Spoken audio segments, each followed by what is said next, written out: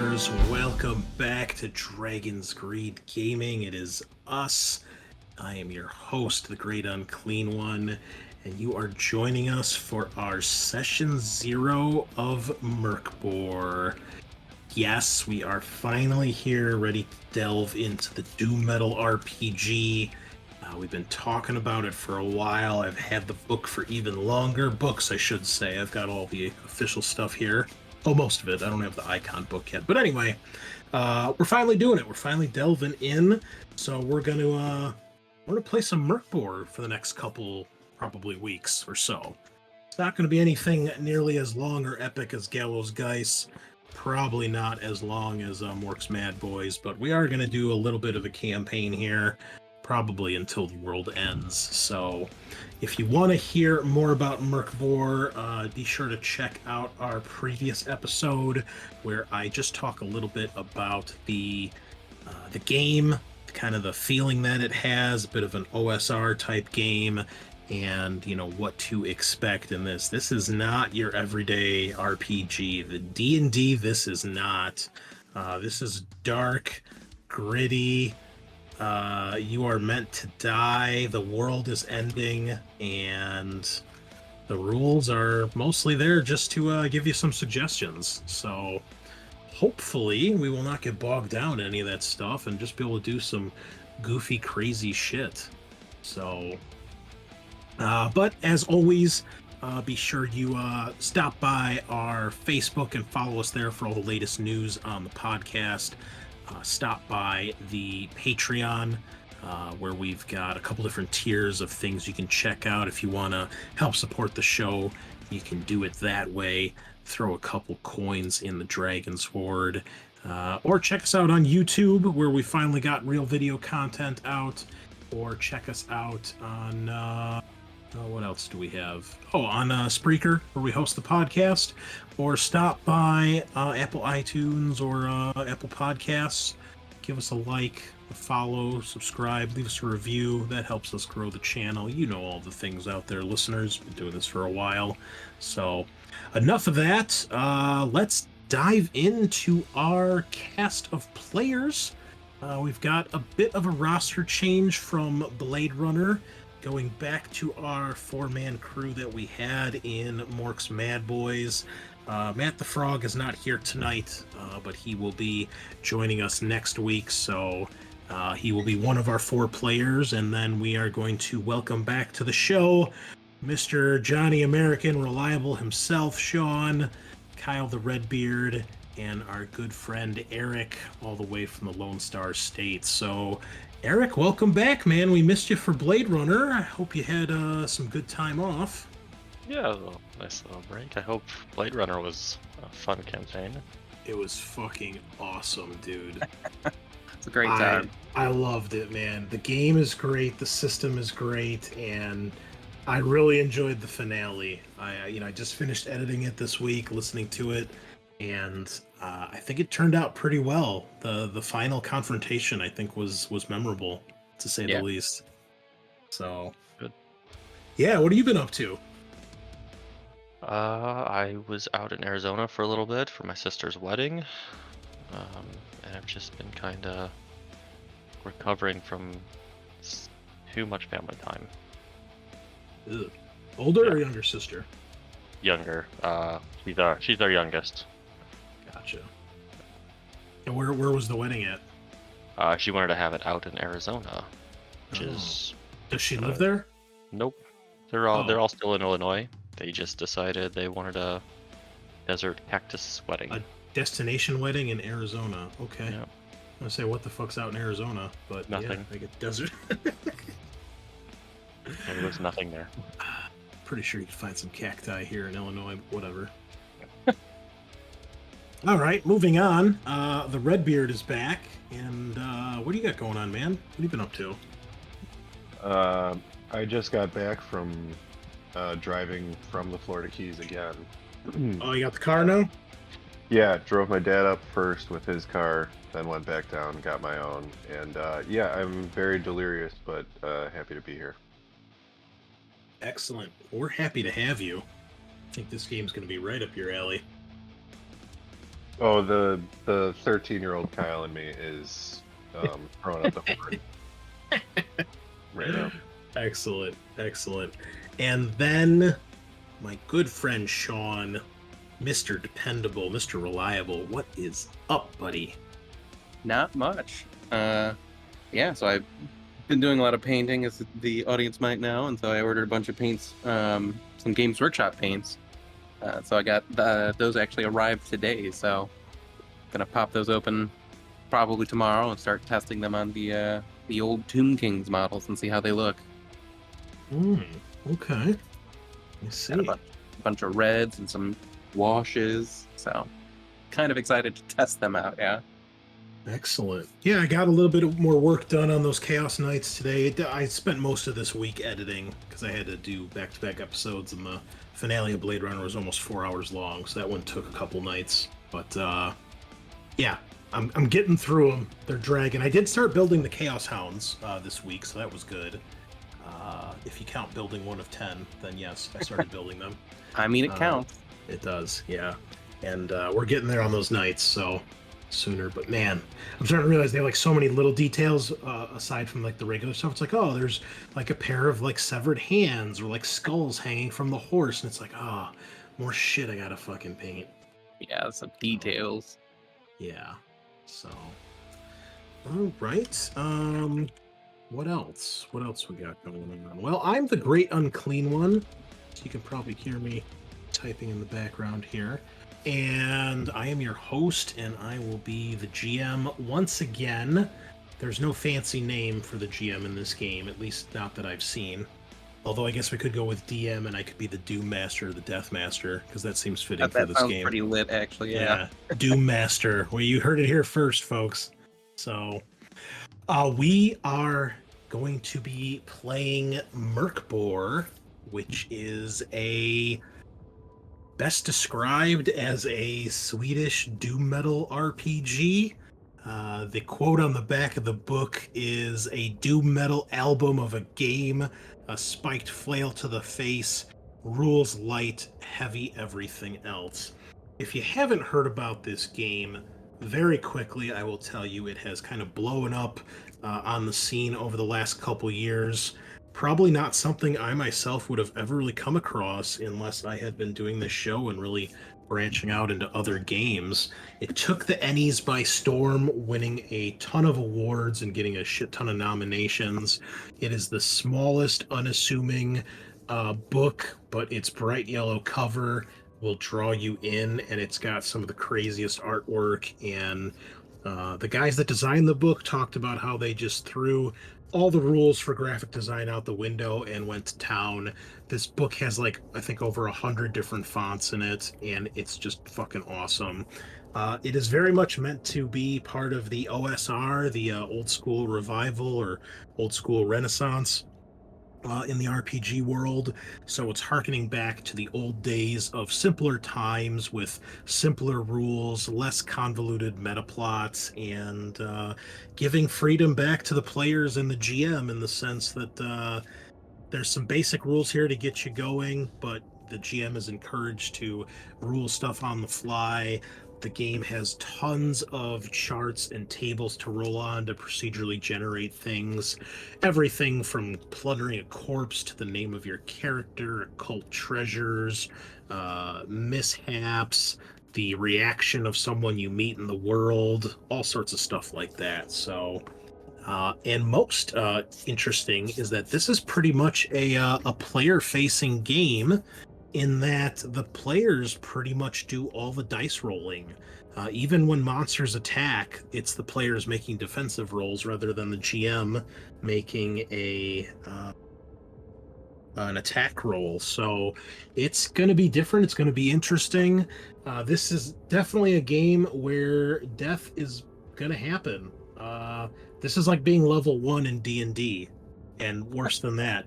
Because you start with like maybe 8 to 10 hit points if you're lucky, and you know most weapons do like D6 to D12 damage. So, and if you hit negative hit points, you die. So, yeah, it's probably going to be bleak and gritty, which we like here on the channel. We're interested in that. So, what we're going to do tonight is we are going to roll up characters, which you will see is a very simple process and should not take very long. But also, we are going to do one of my usual kind of surveys to help build the start of the campaign. If you've been listening to the channel, you know I've kind of started really digging this little idea that I stole from Sean over on Toa Tabletop, Mud and Blood, Carrie and Company, and it's really helped me with some of the games we've been playing and some of the worlds I've been designing lately, or stories that I've been designing. So one might argue that Mork Borg is not perhaps the best system for a long-term campaign with how high character death is meant to be, and with it being something in the OSR style, it's probably meant more for just, small adventures and dungeon delving. But we're going to throw together some crazy story here, and we needed a basis to start because I had no idea what the fuck to do. So I've relied heavily on the players to help us figure out exactly what this campaign's going to be about. So we talked a bit about this over the last couple weeks and months as we decided we were going to play this game. And ultimately, the group settled on being the members of the guards for the town or the city that they're in. And basically, with the world coming to an end, we're going to probably use a rather quick version of the miseries in this game. Basically, the plan is to kind of play until the world ends. So we'll see. We'll see how that goes. It could be a short campaign. It could be more than 2 sessions, but we'll see what happens. So we're going to talk a little bit about some of the questions I asked here and basically have the players kind of discuss and decide some of the final stuff here. And maybe I'll throw a map together of the town or something like that. So, yeah. Any questions, fellas, before we dive in? No, not for me. All Nope. right. I am all set. Okay, then. Well, so I gave the group here like a 10-question survey, and some of this is pretty basic stuff, but I think it's going to help flesh out the home, as we're calling it, that you all live from. Matt sent me his, so I've got his pulled up here as well. So we'll do this first, and we'll roll up characters, and then if we have time, maybe we'll do a little combat and see if we get anybody killed in our practice run. So that would be awesome. So, question 1, we need a name for the place you guys call home. And I came up with a bunch of names, generated some, threw some random letters together until I found words I liked. So these all seem to kind of fit in the dark metal world that is Mork Borg. I'm sorry, I'm going to mispronounce it every time, listeners. So, what is the name of your home? We have A, Craven Ford, B, Grimmenhorn, C, Ashenmoor, D, Goshmere, or E, Corvash. Matt had voted for Goshmere. I'm wondering what everybody else picked for this, though. I put Corvash. All right. I went with Cravenford. Okay. Uh, And Kyle? Let me Here's pull a mine up. tiebreaker. No I have, pressure. I think Kyle picked a different one, too. I have A or E. I'm trying to find where Cravenford or oh no, I chose both Cravenford or Corvash. Shit. Okay. Um, And what did you say, Eric? You said Corvash as well? I did. And Sean said Cravenford? Yeah. Okay. Well, I guess we're going to randomize it between those two, because clearly those are the winners. So why doesn't somebody roll me a D3, a D2, D6, whatever?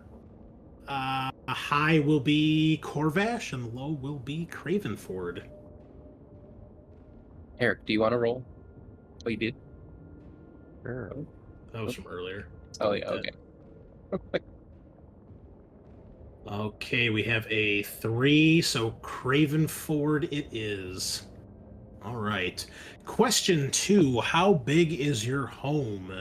A hamlet, The most insignificant of gatherings, less than 100 dregs. B, a village, one of countless others, no more than 500 souls. C, a town, medium-sized community, at least 2,500 inhospitables. Or D, a city, the largest of population centers outside of Gulgenbeck, more than 10,000 Cretans. So the frog here said C, a town. We'll just go through the group here. Let me know your answers. A village. Ooh, village. Nice. Okay. I went with city. 10K, Okay. baby. Oh, I also went with village. Ooh. All right. Well, that's village has the most, so we're gonna be guarding a village of less than 500 people. Cravenford the village. Okay, next is where is Cravenford located?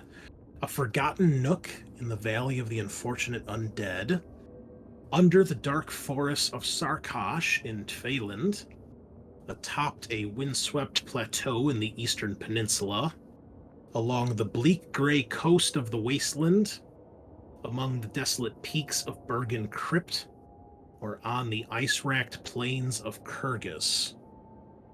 Frog had to make life difficult here and picked two of them. He picked the Valley of the Unfortunate Undead or the coast on the wasteland. I also picked Unfortunate Undead. Okay. I also planned to make things difficult, so I did under the dark forests of Sarkosh or atop a windswept plateau in the Eastern Peninsula. All right, and Sean? I also said windswept plateau. Okay, so we have another tie here. It's either the plateau or the Valley of the Unfortunate Undead. So someone roll me another D3, please. I'll roll. Oh, it's not working.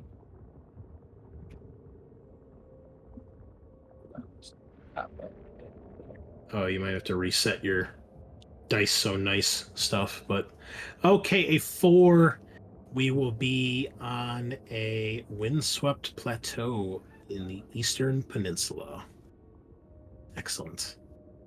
Okay, next, little open-ended questions here. What are 2 distinct features of your home?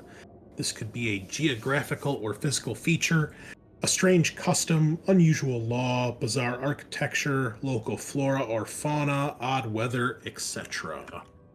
And the frog here has, whoops, messed that up. He's got an odd geographical feature of the area are the unusual, seemingly natural pools of water. They have surprisingly steep edges and crystal clear water, which go straight down into the earth deeper than anyone can imagine. I'm sorry, deeper than anyone can measure. Strange lily pads and fruit-bearing plants appear in these pools overnight. These and the fresh water have helped the town subsist in difficult times. Interesting. Eric, what you got for me? So I was thinking something like a dark forest that like seems to like overgrow at night to like block trespass. What do you mean by block trespass? So like kind of like just like prevents like that makes it like really hard to get into. So like the you said like it like vines will kind of like grow over across the paths to like make it hard to get through. Does it make it hard for you guys to get out of the town as well? Sure, let's go with that. Okay, I take that. Excuse me. Let me just write this down really quick. All right, what else? Come back to me. All right, Sean? I had written down like maybe we have a massive church that the city was built around, and they worship some like shard of heaven that fell from the skies. It's just like some shitty meteorite. And then they just, being a church town, they burn a shit ton of people because of heresy. Okay. And does the is there anything significant about the meteorite, or is it just like a fucking rock from space that they think is special, but it's really not? I would say, yeah, it's just a rock from space. They think it's special. Maybe it's got a lot of radiation going on. Okay. All right. I like that. Do they worship the meteorite, or is it just like where they built the church around the meteorite where it landed? I had imagined like they saw it as like a sign from God, so they worship a god and saw this as like a holy thing occurring. Gotcha. Okay.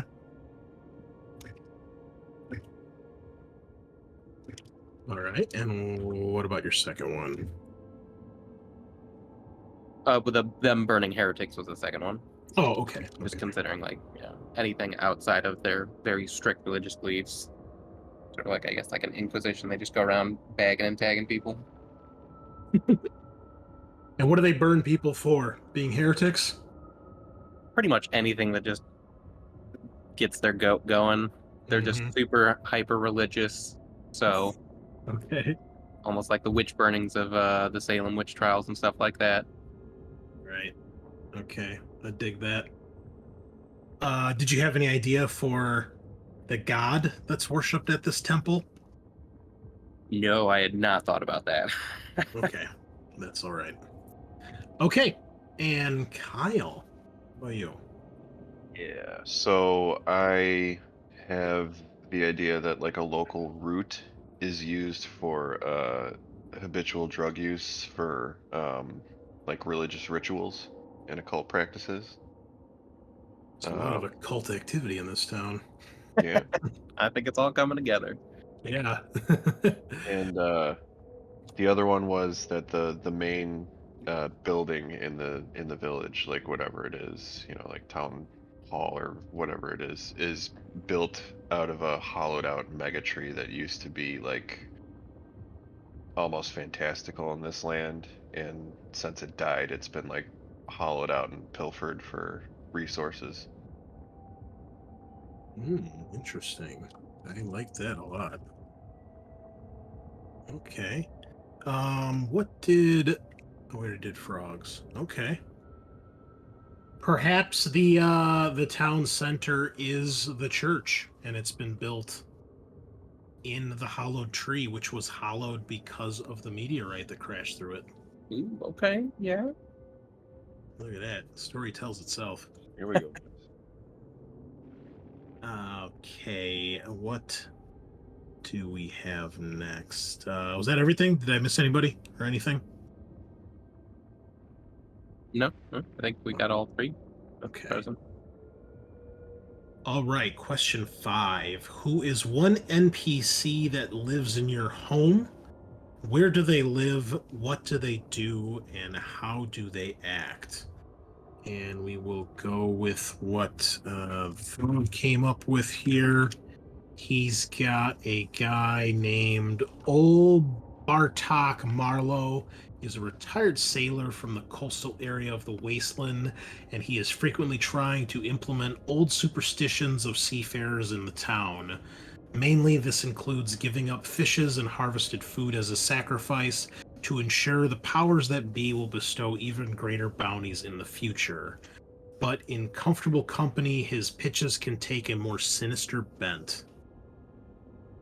Okay, well, another religious nutcase, it sounds like. Sounds pretty good. Yeah. All right. Sean, Sorry, what you got for me? what was his last name again? Marlowe. With Marlowe. an E at the end.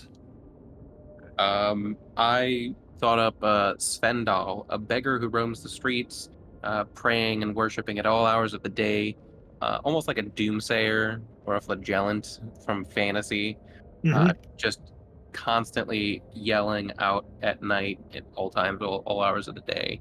And the religious city doesn't really care. It's like, all right, well, you're worshiping, so keep it up, bud. And you said he prowls at night mostly, or all hours of the day? Yeah, all hours of the day. So it's just whenever he's awake and you know, not And his having name was some kind of Svendal. Svendal, yeah. Svendal. D-A-L. Okay. I had Svendal, like Sven the doll. Yeah. Okay. All right. Okay, he seems to fit perfect in this town. Why is it that we start talking about evil, crazy shit and we immediately go to religious You mean the cults? connotations? Yeah, the cults. Hard to say. Okay, Eric. So I had a character, Lugo, who was a new recruit on the guard, Mm-hmm. who is kind of over eager and getting in everybody's way. Over eager how? Like to be a good guard? To be a good guard and try and find something to make it he's always trying to help but in the wrong way. Okay. Just to find something that he could be like, look what I did. Yeah, and it turns out it was a terrible mistake. Lugo, the new town guard. Okay. How old is Lugo, do you think? 17. 17. All right. I have a feeling Lugo might be a playable character or a backup character at some point. Yeah. Poor Lugo. All right. And Kyle, what do you got? My NPC's name is Ditchfeld. Ditchfeld. He is a failed farmer who lives basically in a hobbit home in the hills, in a hill. And yeah, his crops never turn out quite like he wants them, and he's pretty much like Eeyore. Like clinically depressed? Yeah. He's semi-useful, but the fact that he's only semi-useful really gets to him.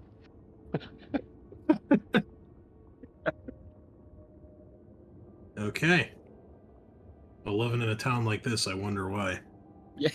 It's a good question. Okay. What are you talking about? We're making a perfect hamlet. Oh, yeah. Lovely place. No wonder only 500 people live here. I'm surprised there's that many. By the end of the campaign, there won't be. That's right. That is very right. Question 6. What do the guards of your home call themselves? So Matt suggested the Blighted Bulwark. Okay. What do you guys have? I just went very generic. City Watch. Super generic. Okay. Yeah. That's okay. The jackals. The Bajack, like Yeah, jackal with a jackals. B? No, Or just just- jackals. Oh, I thought you the bejazzled, but Yeah, bejackals. But Jackaled, yeah. It could be kind of funny. Okay, jackals, City Watch, and Kyle, what do you have? The Rampart. Okay. Well, I think this is one that you guys should probably discuss. What you think sounds coolest or most interesting. I mean, we're all gonna go with Frog's suggestion, right? I was actually gonna say the Blighted. Yeah, that sounds pretty Yeah. dope. Yeah. Okay. He got us with that one. Yeah. I'm a fucking sucker for alliteration, so. It's true. It really is. Gallows Geist, Mork's Mad Boys, Damn. Blighted Bulwark. Okay, question 7. How many guards protect your home? A, few. Every loss is keenly felt. B, some. Your numbers are moderate at best. C, many. Plenty of fodder. The frog went with B, some. Yeah. And Same. did I. Same. Oh, okay. Across the board. Unanimous decision, boys. Okay, that was easy. All right, so you guys have a decent-sized force of people guarding the town. So Hear us, for we are some. We are our legion. Our name is Okay, question 7. I'm sorry, that was 7. 8. How do the guards identify themselves? A sash or armband dried in blood. Sorry, dyed in blood. B. Removal of your left ring finger. C. A brand of a symbol of a long lost god. D. A self inflicted scar. Or E. A strange profane ritual including animal organs. The frog went with A sash or armband dyed in blood. I said a self-inflicted scar. I went with the brand of a long dead god. Okay. Really leaning into the religious aspect. Yep. Damn, we Mhm. all went with different ones. I went with removal of your left ring finger. So Okay. that one does kind of sound boss, sort of like an Assassin's Creed kind of thing. Yeah. Should we just roll it since we've got a four-way split here? Yeah. Sure, yeah. Okay, I'll someone do roll it. me a d4, so we will not have strange profane ritual including animal organs, which is surprising considering this town, but... Okay, a 2 is going to be removal of your left ring finger. Married to the guard. Yep. Okay, 9. Who is in charge of your home? A. Captain of the guards. B. A town elder. C. A council. D. Some sort of royalty. It could be a prince or a king or whatever. Or E. A religious figure.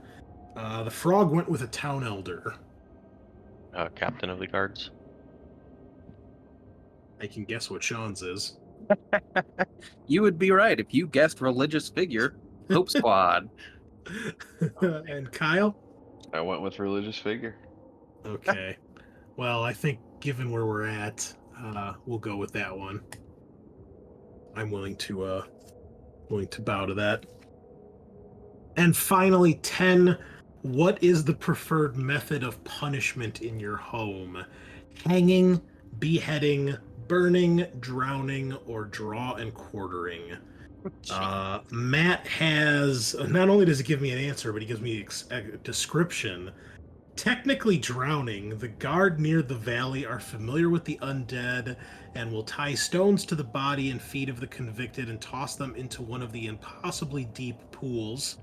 There is one further from the village dedicated for this purpose, so no one gets water out of that one, and they are never seen again. Okay, so he tied that into his feature, which I think is kind of cool. So, okay, so we have one for drowning in a pretty horrible way.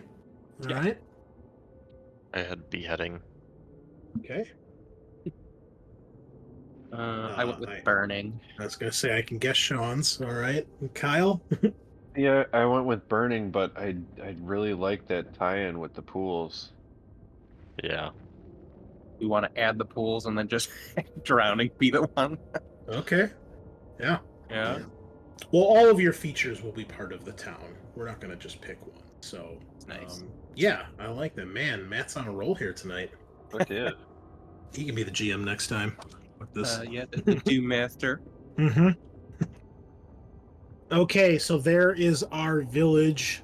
It is Cravenford, the village, atop a windswept plateau in the eastern peninsula, which we're here in Foundry, fellas. So this is the eastern peninsula where the city of, I believe it's Grift, is located, and there's these 3 massive bridges that cross this thing called the Mur.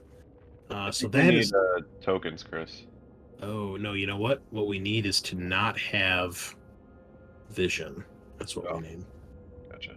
Boom. There you go. Well, I just realized also that our village has a drowning pool. 1, 2, 3. I can only count to 4. So this is the Eastern Peninsula over here on the east, and it is attached to the mainland by these 3 massive bridges. Crosses this thing known as the Mur, which I believe is just described as basically a black, bottomless void. And I believe Grift is where the suicide cult is that's planning, the king is planning to lead everybody marching off the cliffs into the endless sea one day. And the Church of the Two-Headed Basilisk is not too keen on that.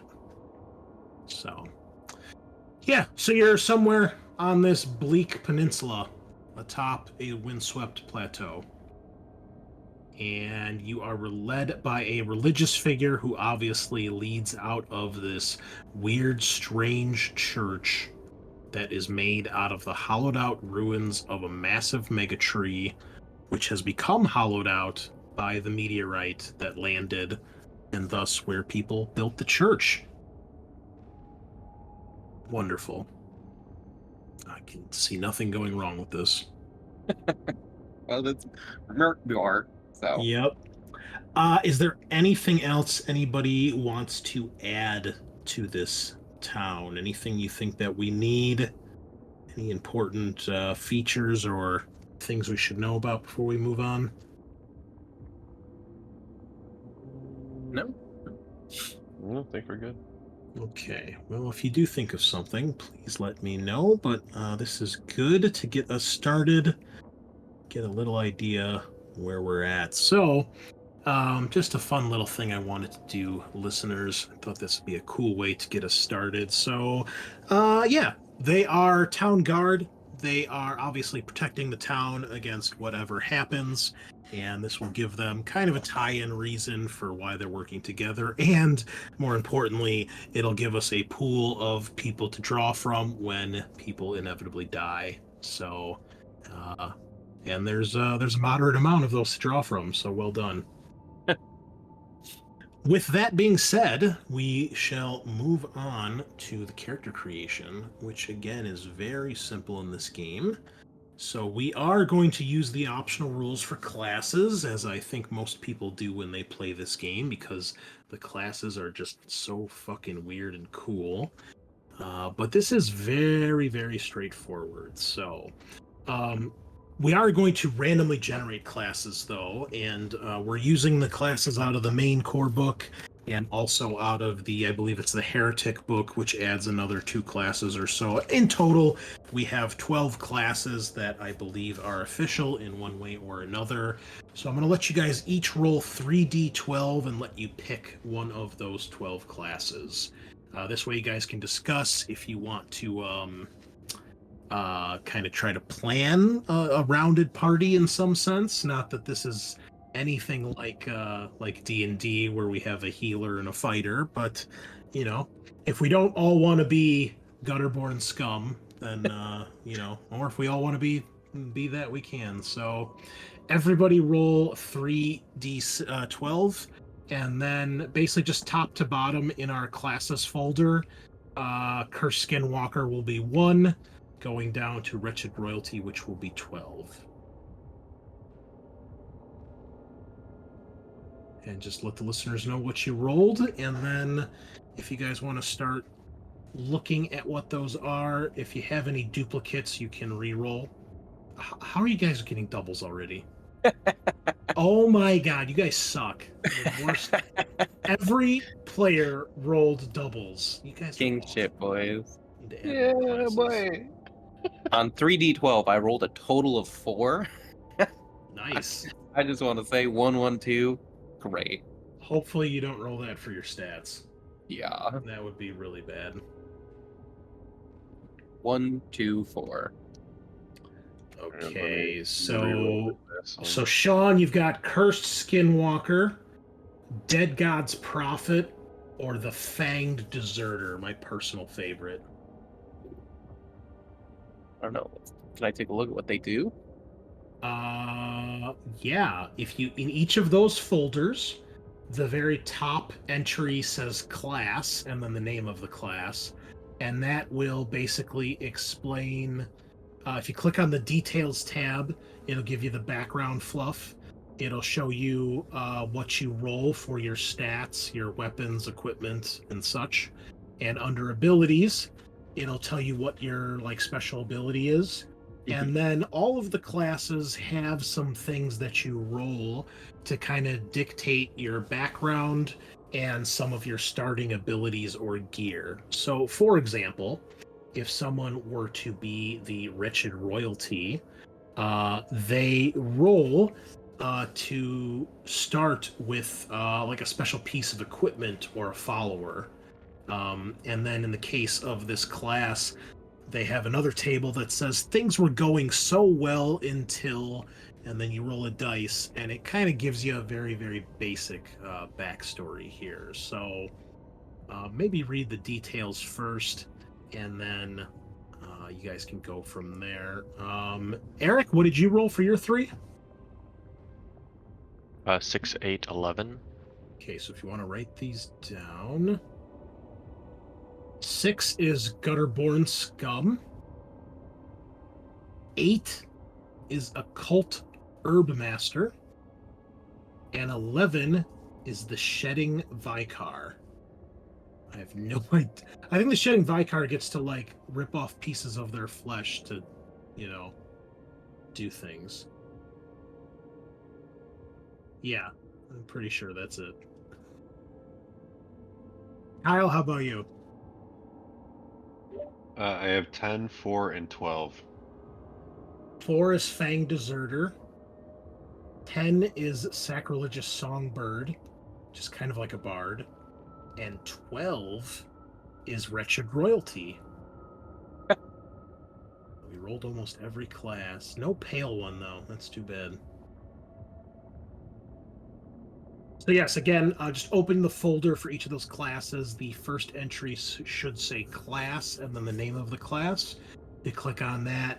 You can look at the details, which has the background, some of your starting gear and money, and then your abilities, which are your actual abilities, which are like your attributes, your stats, and then if your class has like a power, so to speak. And if anyone has any questions, feel free. Not that I'm an expert, but can certainly assist. And pretty much everything about your character that you need to know is on this class entry, and you'll just put that stuff on your character as you start to roll. So once everybody picks their class, we will go from there. I think I'm gonna go with Cursed Skinwalker. Okay, isn't that like the fucking shapeshifter thing? Yeah. Okay, awesome. All right, well, Sean, why don't we start with you then? So, why don't you go ahead and read the details, and then we will go from there. Cursed Skinwalker, you should have died, but something grabbed a hold of your soul as it seeped into the river of death, sealed you once again in mortal flesh. Only this time the cage is not yours alone. In the currents of the afterlife, your soul mingled with that of another dying creature, leaving you halved. Now you live a shared existence, locked in the everlasting struggle between man and monster. You should have died. And some Okay. pretty cool class artwork as well. Oh, yeah. Very cool. All right, so first, you're going to roll D6 to determine how you first died. Clutching the body of a lover. Rip. Damn, son. Yeah. Okay. Next, make sure you've got your character sheet pulled up here so you can fill this stuff out. Next, you're going to do your ability. So that first died, you could probably put that under the obituary section because you can actually edit that and type stuff out. Okay. Probably just copy and paste that. Yeah. Oh my god, there's a thing for miseries on the character sheet. Amazing. Okay, then we have your abilities. So your abilities are your attributes or your stats. This game has 4: strength, agility, presence, and toughness. Strength is obviously for melee and carrying capacity. Agility is for dodging and not getting hit by physical attacks. Presence is kind of a combination of your magic stat and your charisma type stat. And toughness is obviously is for resisting things of the body and also dictates your hit points as well. Now, what you will do is if you're doing classes like we are, you're going to roll 3d6 and add them together. And based on what you roll, you will have a attribute bonus or negative, similar to D&D. So we don't worry about the total after you roll. So it's not like you're going to have 12 strength. If you roll a 12, for example, that's a +0. And so that's just how it's referred from then on out. Your strength would be +0. Okay.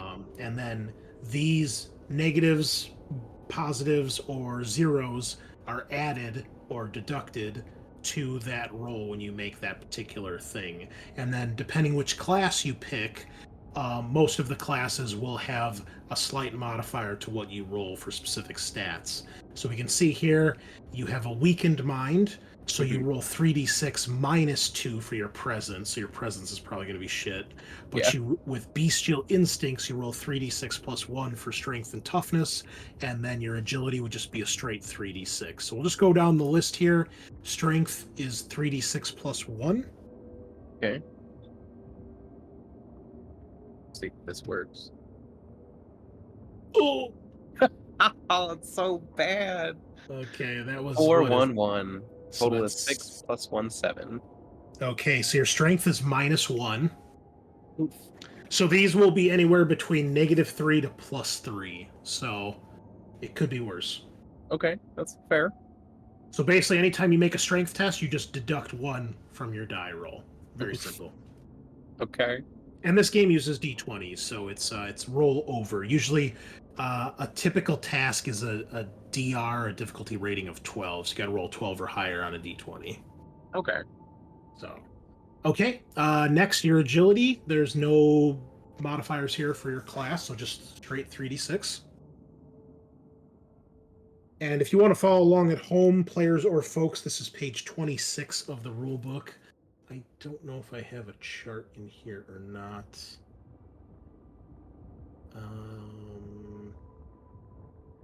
No, I don't.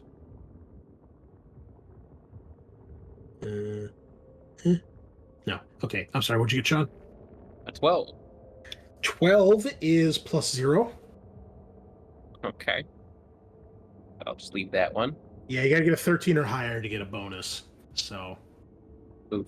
All right. all So right. 3d6 -2. Oh boy. Watch this be my highest roll. Or not. Okay. 6. 6, -2. Okay. Okay. And 3d6 toughness. Oh, shit. Oh, damn it. Hold on. Alright. Fuck that up. There we go. 13. 13 is +1. All right, there we go. Okay. So you're a tough but weak little monster. Weak and bad mind. Okay, and then what's your next ability here? Roll d6 on the weapons and d2 on the armor table. Actually, no, I'm looking at the Oh, the next thing is given to the advances of your antithetical other and change your very anatomy into the likeness of its being, shifting your bones. As such, occupies a single painful round. Armor and weapons are likely unusable in your new form. One of the following creatures stands ever at the other side of your existence. Okay, so we roll a d6 to see what type of creature you can turn into and what kind of creature's hanging out with you. Life and Death Lizard. Okay. And all of these are in the folder. You'll see they're listed as lizard. And I believe you can drag those onto your character sheet, and they should show up, I think, under your powers. First shape, Life and Death Lizard. Yeah, so creature shape, and then if you scroll down, you'll see there's lizard bite, regeneration, skin, and spit. Do I need to drag all of those? Yes, those are each either abilities or items. Okay. In this case, they're probably all abilities, but is this a? I think is this an expansion class? I think it is. Yeah, it's in the main book. Is it working? Yes. So Oh, 3 of them are yeah. treasures, and 1 of them's a power. So the lizard bite counts as a weapon. It's a You need to D6. equip a weapon to attack. How do we equip a weapon? Can we drag it onto... No? Didn't work? The little shield symbol, I think. Yeah, so once it's lit up, Oh, I see. Okay, cool. so when I transform, I can just pop all those. And Okay, so you have a melee attack with your bite, a range attack with your spit, and Armor. then armor. So you basically count as having light armor, which is pretty cool. yeah, And you're a lizard. And you can become small like a lizard. and you can regenerate 4 D4 HP per round. Melee skin armor. That's always the best. Damn. Got me. Okay, so we'll talk about powers later once we get everybody written, but they are... You do have limited uses of them, and I believe if they fail, you get fucked up. The regeneration is saying it's a feat that's not listed under your power. Oh, it's a feat? Oh, okay. Yeah. Okay. Oh, yes, you're right. Nice. Yeah. Well, that's good. And you should have decent hit points here, so we'll get to that in a second. What is next? Next, we basically roll for all this other stuff. So you're starting silver. This game just uses silver. There's no gold or copper. It's 2d6 times 10. Okay.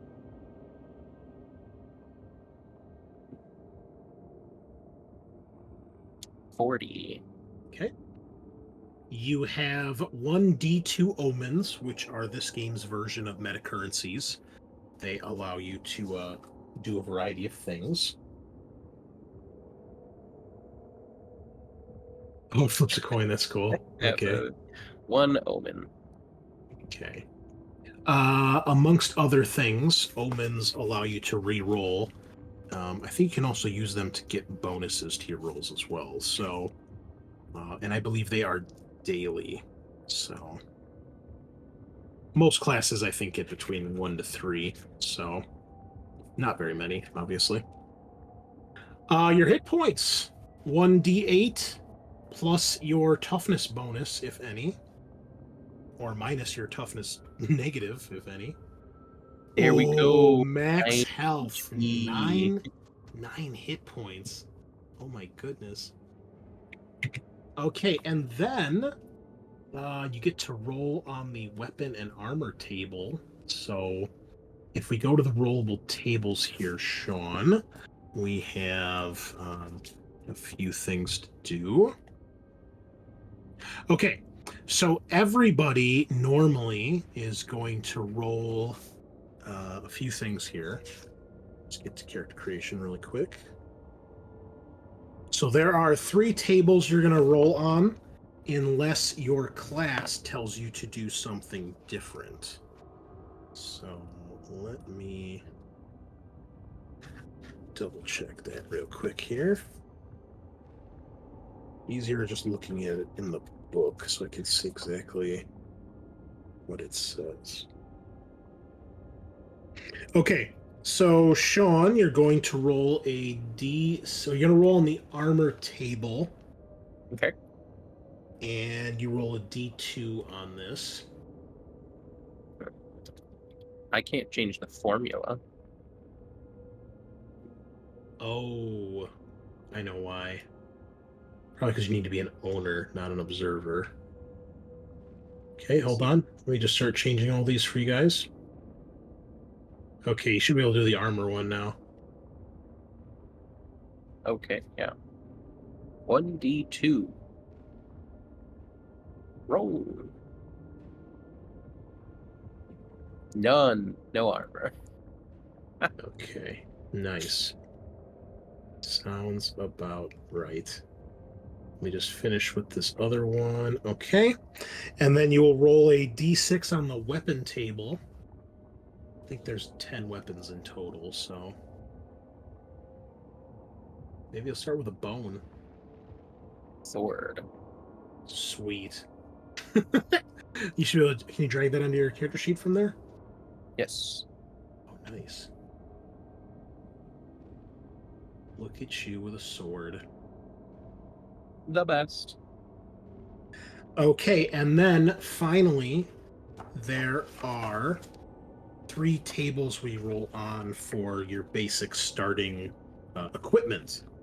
And if you go into the items folder under equipment, I'm sorry, no, go to the rollable tables, and you'll see equipment 1, 2, and 3. So the first one is a D6, and the other 2 are D12s, but they're separate tables. So roll on each of those tables once. Okay. And then it should tell you what you get. And the final one.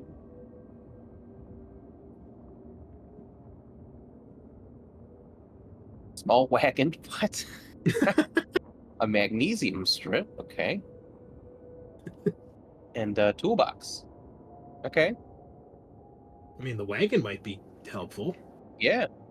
Description holds things. Cool. Thanks, game. I'm here for it. The magnesium strip doesn't even get a description. I don't even. And yes, dragging a small wagon on does not add it to my item or my treasures. Because it's listed as a follower. That's why. You see how the icon shows a person? Oh, So okay. if you go under actors, it should be in there. I think. Maybe not. Yeah, I don't see it. Well, you have a wagon, Sean, so Cool. congratulations. Yeah. Very cool. Is there anything else we need to roll for your character? I think that's pretty much it. Yeah, man. You're ready to die. All right.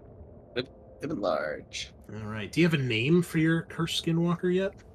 Nope. No idea. All right. Maybe I'll just go Richter. You will die before we even roll the first dice if you pick that name. Rip Ben. Fucking trigger me like that. Okay, who would like to go next? I'll go. All right. Kyle, what class are you going to be? We are gonna go with Sacrilegious Songbird. Okay, cool. I believe that's another one of the expansion classes. So again, open that up. You should be able to then open up the class thing. So first is a deal was struck. Actually, why don't you go ahead and read the details first, the listeners, and then we'll go from there. Yeah. Do you want that or the detail thing first? The detail thing. Description. Always the bringer of unwelcome sounds. Your vocation as a bard left you destitute and disreputable until the rueful day when a being of impious character made you the deal of a lifetime. Your soul may be screaming, but your throat sings sweetly, and your purse ever sweeter, a small price to pay. Okay, so we see first with a D6, you struck the deal where? Let's find out.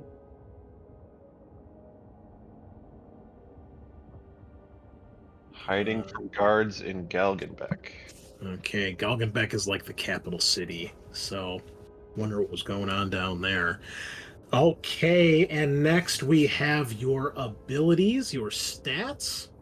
So you get 3d6 plus 2 for presence, minus 2 for toughness, and regular for the other one. So strength is just a straight 3d6. All right. 9. Is plus 0. All right. All right, same thing for agility. 3d6. Yep. 10. Also plus 0. Okay. Presence is 3d6 plus 2. Your amplified personality makes up for a soul bartered. Oh, Oh, Wow. that's a 4, ladies and gentlemen. So 6 is -2. Oh no. Wow. So wait, there was strength abilities, and then what was the last one? That was presence. Presence. The thing I need. Cool. Yep. And then your last one is your toughness. 3d6 -2. Oh boy. All right. 13 minus 2 is 11. That is +0. All right. Are you filling this out on your character sheet? I'm writing it down and then adding it. Okay. All right, and then we're going to roll for your accursed instrument. When you made your life and soul altering deal, you were gifted with one of the following accursed instruments. Roll me a d6. Right. A 2. Hurdy-gurdy. Oh fuck! I love hurdy-gurdies, dude. Cranking this stringed thing of wood and gore emits a droning sound that hurts the ears of creatures that fail a presence test against DR 12. The first round played, it deals D2 damage, increasing to a D4 and beyond on subsequent rounds. So the damage increases every round if you keep playing it. And you should be able to drag that from the folder onto your character sheet. Okay. I believe that counts as an item, I'm assuming. Yep. Okay. And then 4d6 times 10 for your starting money. So you should be a little bit on the rich side. We'll see. 12. Two ones. Nice. Okay. So what did you get? 12? 120? Okay. You also start with 1d2 omens. Okay.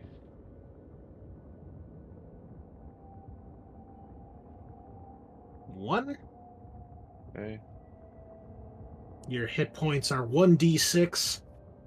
You have no modifier from toughness, so just a d6. Oh god. okay. That's Okay. respectable. 4. So 4 hit points. Cool. Okay, now you'll roll a d6 on the weapon table and a d3 on the armor table, please. Okay. D6 for the weapon. The 2. A roll on the actual table. Oh. Gear. And weapons. Open up, man. All right. It's supposed to be. Okay, yeah, no, it's right. Okay. Beamer. Wow. Fucking hell, man. Okay, you can drag that onto your character sheet. Okay. Okay. I knew someone was going to get the fucking bone. I knew it. Did And D3 on the armor table.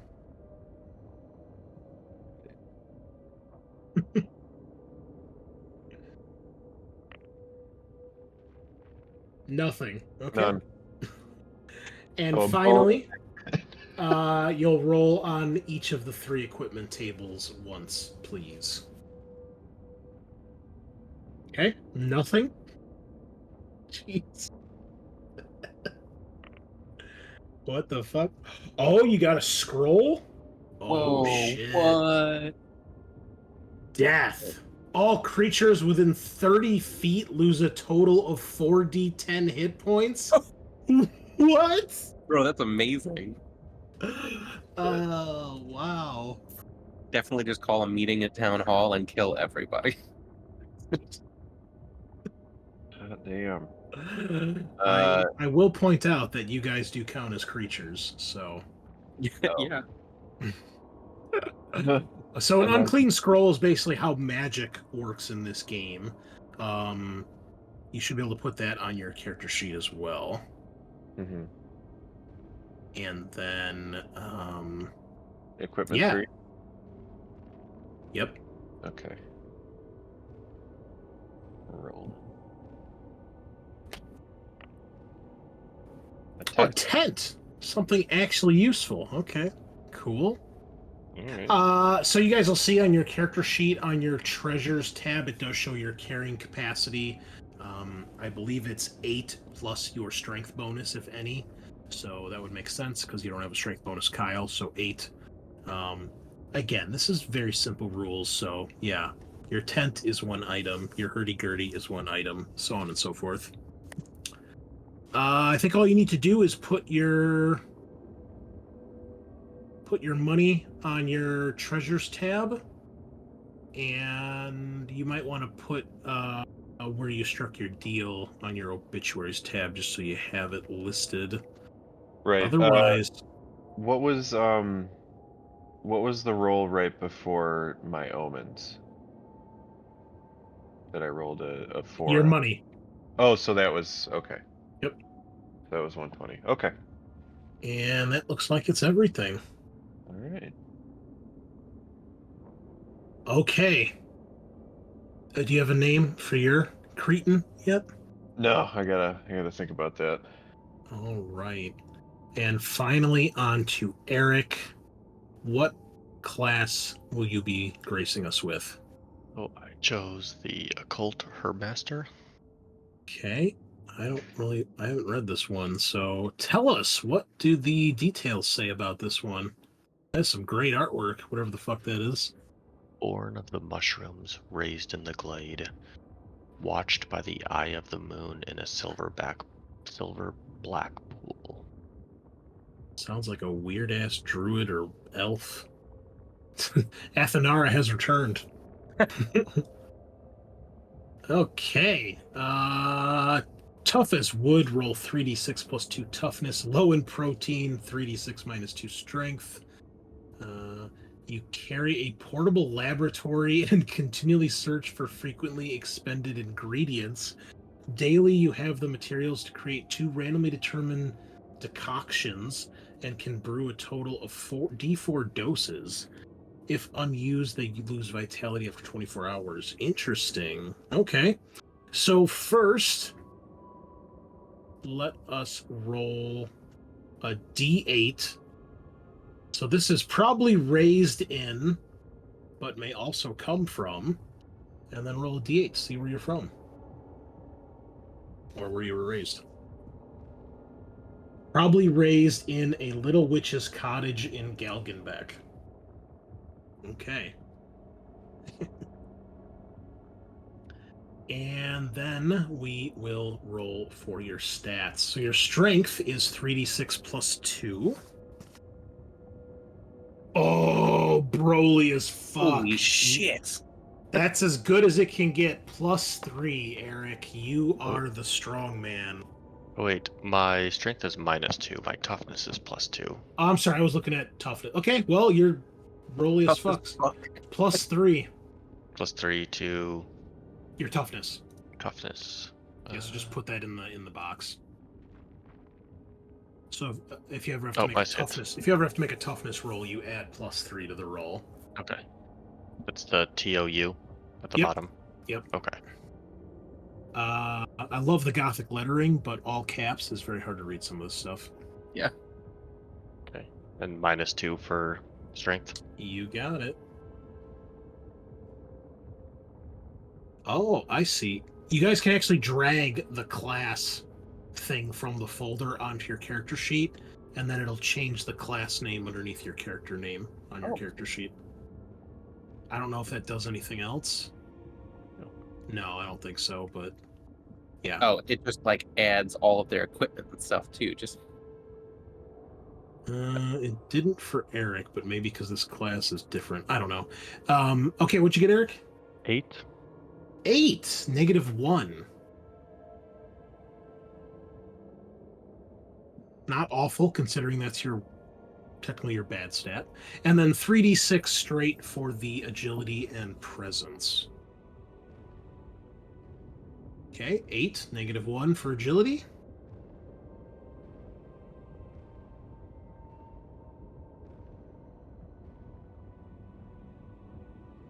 And what'd you get there? 15. +2. This is how you roll real D&D stats right here, folks. 3d6, no rerolls. With negative modifiers. So brutal. Okay. All right, so Eric, your thing is your portable laboratory, which I'll put on your character sheet here. So this allows you to make these concoctions. So every day you can make 2 randomly determined of these 8. And you have a total of D4 doses, and they last for a day. And those are all the other things that are in this folder. So after you make them, you just add them to your character sheet here. Looks like there's 8 of them. Yeah. Black poison, elixirs. Oh yeah, all sorts of cool stuff. Okay. What else? Okay, then we're going to roll 2d6 times 10 for your starting silver. Times 10. 80. All right. That's on your treasures tab. Then we need a 1d2 for omens as well. I believe if you use classes, then you generally start with less omens because you have all these abilities. If you do generic character, you don't have all these cool abilities, so... A D2. Yep. Flip the coin. Hey. Oh, 2. All right, you get 2 omens a day, Eric. Enjoy them. Then roll a d6 on the weapons table and a d2 on the armor table. Ooh, light armor. You should be able to drag that on your character sheet. All right. And then roll, what was it, d6 for the weapon table. Oh, sick, a warhammer? Very cool. That sounds good. All right, cool. And then if you want to equip them, Eric, just hit the little shield icon. It should turn yellow, and then it'll show up on your violence tab. Okay. So in this game, armor, as it should, makes you generally easier to hit, but able to soak more damage. I believe if you have medium or heavy armor, it makes your dodge rolls harder, but it obviously reduces more damage. So light armor reduces damage by D2, and then medium is D4, heavy is D6. But the medium and heavy armor also give you a penalty to your agility when you're dodging. So yeah, you reduce all physical damage, well, all damage really, by D2. And yeah. Okay, cool. I think that's that. And then, Eric, if you would please roll on each of the 3 equipment tables once each. Rip. Nothing? Orch, okay. Handy, That's good. useful. Yeah. The dark vision in this game. Yeah, don't go into any sewers in this game. Definitely not. Oh, yes, the small but vicious dog. Warhammer roleplay lives on. Oh no, I couldn't drag it. He is a follower, so most of these are things you can get with your starting character and classes and stuff. So you have the small but vicious dog. So I'll tell you what, I'll duplicate him. I will put him in the PCs. About to give him a name. Yeah, and then you can edit everything there, right? So he's yours to control. Yeah. So actually, let me do this. You guys don't need access to this folder. It's less shit to clutter you guys up. Trust me. After having played this Foundry for so long, the less stuff on your screen, the better. Okay. Do you guys still have access to that folder now, or no? No. Okay. All right, but you do have the... Whoops. Dog. Yeah, I need to give him a name. Okay, hold on. I'll just make it owner for you. Sweet. You have a dog. And listeners, we'll do Matt's stuff off camera. I'll do that with him this week, and then we'll do a quick synopsis when we play next week. So I'll let him roll up all his stuff. So, and then that was all your equipment, right, Eric? So that's all good. Yep. Wonderful. Okay. I believe that is everything. Okay. That is it for character creation, fellas. Look at that, almost the whole party in under an hour. Nice. That's pretty good. All right. Well, that is all that we need to do for building your characters. So why don't we just kind of do a quick rundown here of how you actually play the game. So I will put you guys, let's switch it over to this sweet ass picture. And let me change the lighting. Okay. Okay. All right. I'm putting you each on the table here. Oh yeah, I should do something really quick. Make sure your names appear on your tokens. Oh, Eric, you named your character already. Wonderful. Yes, I'm going with Right. Varro. Why didn't that show, though? Oh, wait, that's why. Oh my god, look at that artwork. Look at this shit. Oh, ew. What is that? He's got Oh, eyes on his head like a fucking shark. yeah, hate that. Oh, amazing. Okay. We're going to have you guys fight a group of D4 goblins. 4 goblins. Yeah. Okay. Well, 4 of you and 4 goblins. So here's the goblins. Not that we need tokens here. I'll share my artwork. Or not my artwork, the game's artwork. In case you haven't seen these horrifying things. Okay. So, very simple. Here's how it works. In this game, if we're going rules as written, which we will, initiative is really simple. We roll a d6. If we roll 1, 2, or 3, the monsters go first. If we roll 4, 5, or 6, all the players go first. If the players go first, or when it is the player's turn, you guys can choose which order you go in every round. So, this is probably the one dice that I would actually roll during the game. And the monsters go first. Cool. Shit. All right, so we'll make this simple. We'll have each goblin attack each one of you, including the dog. Now, you shouldn't have to do any targeting here because, again, everything is just your guys' rolls. So, basically, the monsters, listeners, if you're looking to GM this, they will have hit points, and then they may have armor and weapons and stuff, and it'll tell you how much damage that all does.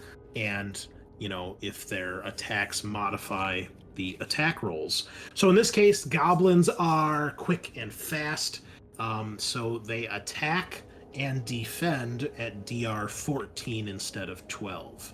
So each of you are getting attacked.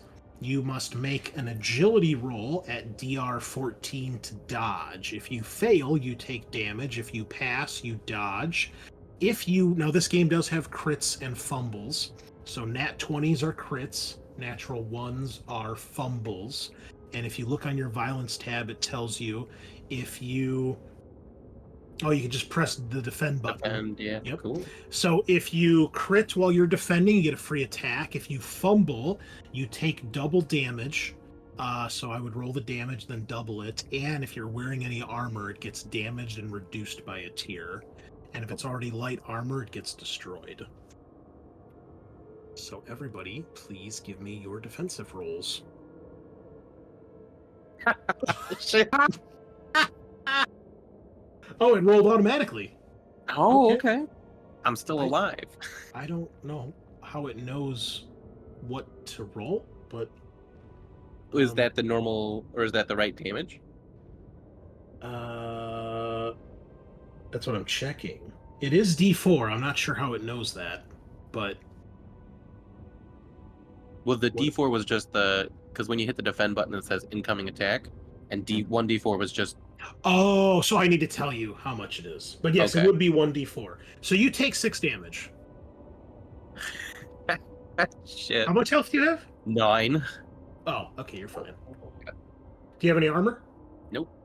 Oh, okay. You take 6 damage then. You're Yep. almost dead. Yeah. I went ahead and dodged. Okay. It's DR14 for these guys. Oh, So you fail, and you take D4 damage. okay. 2 damage. Do you have any armor? No, I don't have any armor. Okay, so you take 2 damage. Okay. And then I need a defensive roll from Varro and one from Dog. DR14, damage D4. Need one from Just dog. realized I didn't roll HP. Oh, you might need that. Let's see. What does the Herb Master roll? 1d6. Okay. So 1d6 plus 3, because you're so Broly.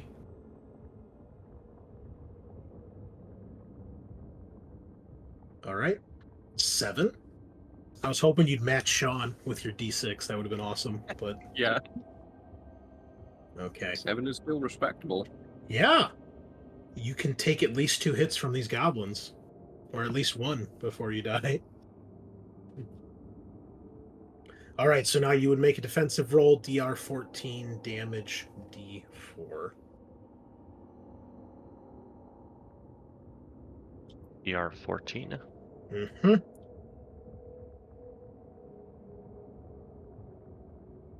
Should I have to modify that, or should it do it automatically? Because mine said Ooh. 12. You need to modify it, because 12 is the baseline. If try right doing the targeting the goblin, because it might. Yeah, I have no idea if it'll work when you target them. Okay. It did do your dice roll correctly, though, because you do have a -1, so you rolled 18 down to a 17, so you dodged. And then you would then roll for the dog as well, because he's being attacked. Dog fails and takes D4 damage. 4 points of damage. No, dog is dead. Okay. The dog is dead. And now it is your guys' turn. You may act in any order. Basically, during your turn, you can do an action and a move. It's very nebulous, obviously. Movement is described as being able to move, across a normal-sized room, whatever that may be. And your action can be whatever it is you decide to do. And I will tell you what you need to roll to make that happen. If you make an attack, these creatures, you have to roll DR14 to hit them, because they're quick and fast and hard to hit. Okay. I'm trying to smash you with my warhammer. All right. That is a miss. We have a misery.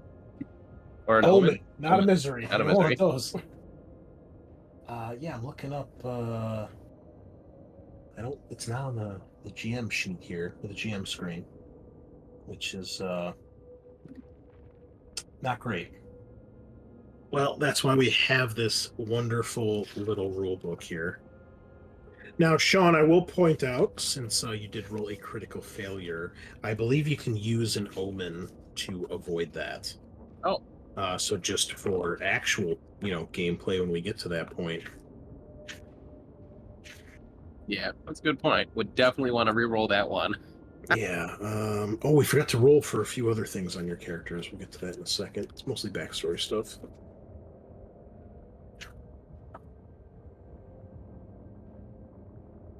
Omens. Here we go. Page 38.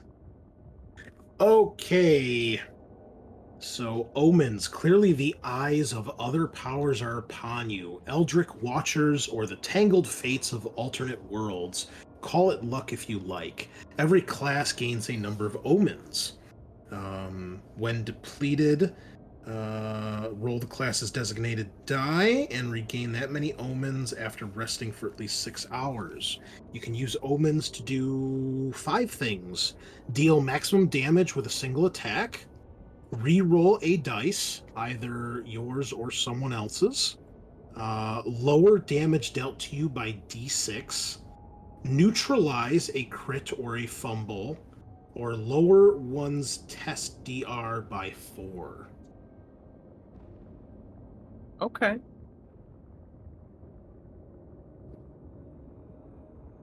So I guess, Sean, in your case, you could just said you didn't get the fumble, and you're fine. Just take 3 damage. Yeah. Yeah, we'll see what happens.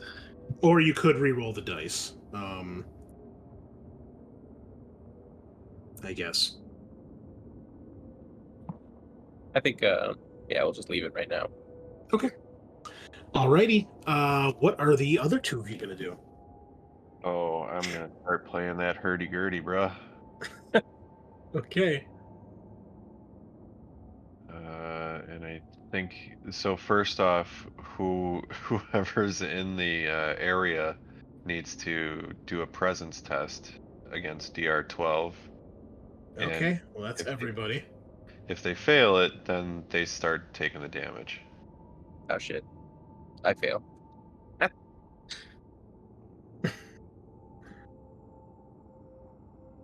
Hey. Kyle, you can roll for the goblins. Just roll 4d20, I guess. Goblin is almost friendly. Oh, I see what's happening here. All right, 4d20. Yep. There we go. I guess this is one thing I could roll too, but A okay, 9. what was it? 12. So two of them are hit. 2 of them take d2 damage. So just roll 2d. Okay. Roll the damage, whatever it is. Ooh. Please roll the damage for me as well. Oh no, it just deals 2d2 damage, not Oh, 2d2. Well, Well, they you roll 2 so everybody takes 2 damage. okay. Cool. All right, the goblins are still alive. I'm gonna spend my turn regenerating, or turning into a lizard, so I can hopefully regenerate next turn. Okay, do you have to do anything, or it just happens? I think it just happens. Okay, you don't have to make a test or anything. It takes a round to do it. Yeah. Okay. Okay. You're doing that right now? Yeah. Okay. Well, next turn, the goblins will continue. I'll roll d3 to see who the extra one attacks after murdering dog. So we'll just go left to right here. Sean, Varro, Kyle. Going for Varro. So Varro, the guy that killed your dog, is now coming to kill you. So I need 2 defensive rolls from you, 1 from everybody else. DR 14, d4 damage. Oh, so close. No. Did you roll another 1? No, I rolled a 10. Okay. I thought it was a 1. Okay, so there's a lot going on here. Let's just stop for a second. If we look at... it looks like the game's doing everything automatically. So if we look at Eric's, it's also rolling for his armor here. So his first one, he got hit. It did 3 damage. He rolled a 2 on his armor, so that soaks 2 of it. So it takes 1 from the first hit. And then if we scroll down, he got a fumble. It did 4 damage, and he rolled 2, so he takes 2 damage from that. And then Sean takes 4 damage, and Kyle takes 3 damage. I'm Yeah, going Kyle's, to. dead. Okay. Yes. I'm gonna use my omen to reroll, I guess.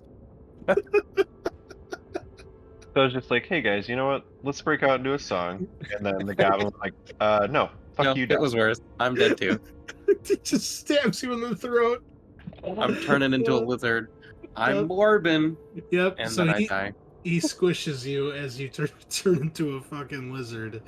And I'm fucking yeah. goblin slayer goblins over here. Jesus Christ. How's Eric looking? You still standing? Yeah, I'm still doing pretty good. Okay. I only took 3 damage. All right. Damn, son. Well, Okay. on your turn, you have 4 targets to attack. What would you like to do? Might I suggest busting out Kyle's scroll and trying to kill everybody? That's a good point. I guess I'm gonna try and attack again. Okay. Hey, it's a hit Holy shit! for 1 day. Oh my god, Ah, that's so disappointing. come on, it's a You warhammer. Clipped Seriously? the goblin on his nose, and I mean, he looks hurt, but that's not going to do it. Next round, the goblins surround you, vindictively stabbing from every direction. Make 4 defensive rolls, please. Like the fucking Nazgul, they take one side. Okay, 0 damage from the first one. He blocks. Nice. Or your armor takes the hit, I should say. Alright, the second one. Well, Founder's got to catch up here. You take 1 damage.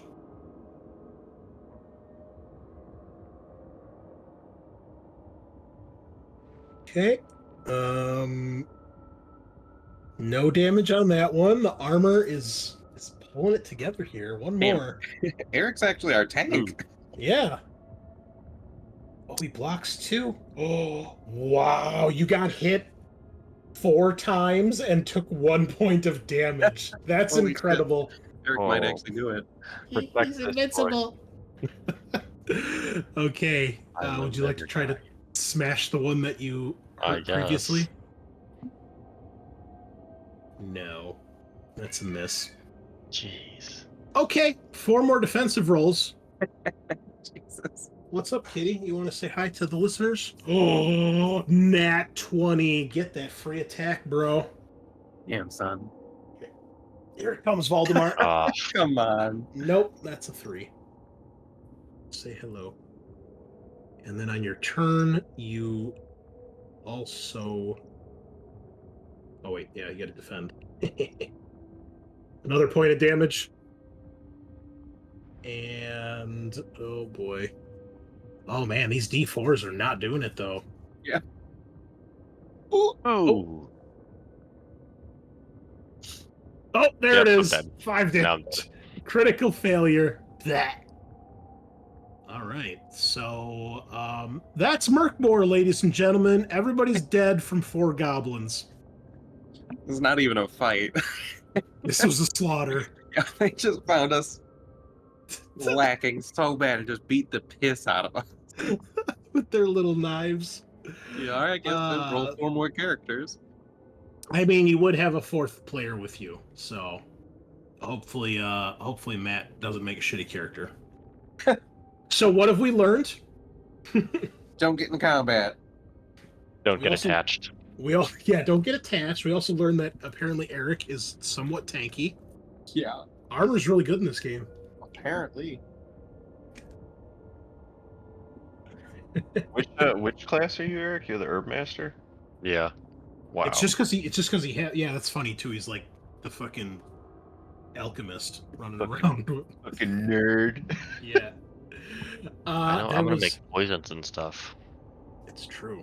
Now there were 3 things I forgot to roll for each of you. That is part of character creation. These are optional, but there's some cool, interesting little tables. Do you guys have access to a character creation folder on the rollable tables tab? Yes. Okay. So there are 3 things here you're going to roll for. The first is a terrible trait. You're going to roll those twice. So roll the terrible traits twice. These are, well, just what they are. They're terrible traits. There's 20 of them. Roll twice. And please let the listeners know what you got, and put those on your character sheet. Alright, I am both cowardly and indecisive. Those kind of go together, yeah. I mean, I guess. I don't know. Get it? I am worried and rude. Untrustworthy and endlessly aggravated. I cannot drag these onto my sheet. I think you just need to put them on your Obituary. probably, yeah, in your obituary. So this table, it's called Terrible Traits. Trauma, a bad childhood, hidden history, or a twisted fate attending your birth already shaped you.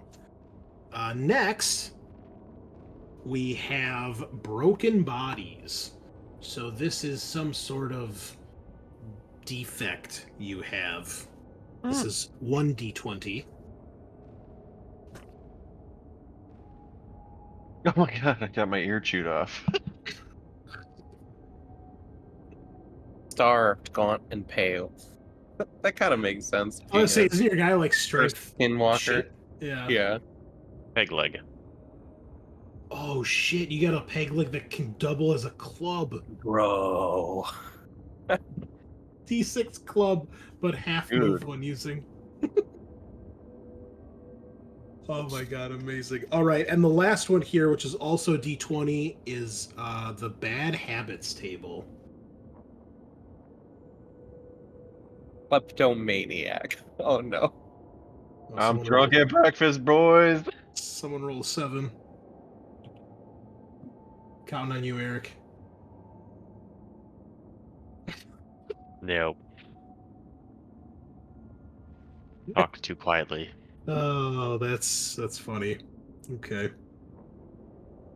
Well, there's a few more things about your characters that you didn't know, and now you Yeah. do.